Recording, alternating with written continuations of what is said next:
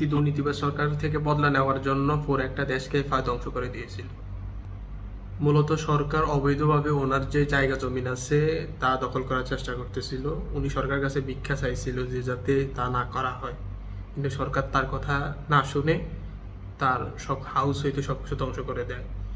পরবর্তীতে উনি সরকারের উপর প্রতিশোধ নেওয়ার জন্য 1.5 বছর যাবৎ ওনার যে ওয়্যার হাউস আছে ওখানের মধ্যে একটা বুলডোজারকে মডিফাই করে কিলডোজার তৈরি করে।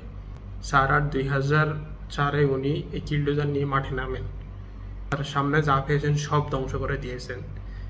একই সাথে সরকারের যে সকল ব্যক্তিরা ওই সময়ে তার বিপক্ষে ছিল তাদেরকেও ধ্বংস করে দিয়েছেন প্রায়, এবং যে সংবাদ মাধ্যম ওনার বিরুদ্ধে আর্টিকেল প্রকাশ করেছে তাদেরকেও ধ্বংস করে দেয়। ওনাকে দমানোর জন্য সরকার একটা হেলিকপ্টারের ব্যবস্থা করে, তাতেও কিছু করা হয় না, কারণ এটা খুবই শক্তিশালী ছিল। পরবর্তীতে উনি এক সময় গিয়ে একটা ট্যাপের মধ্যে আটকা পড়েন। পরবর্তীতে আর্ম ফোর্স হইতে সকলে তাকে আটক করার জন্য কিলডোজারের মধ্যে থেকে একটা গুলির আওয়াজ আসে এবং উনি ওনার নিজেকে মেরে ফেলে।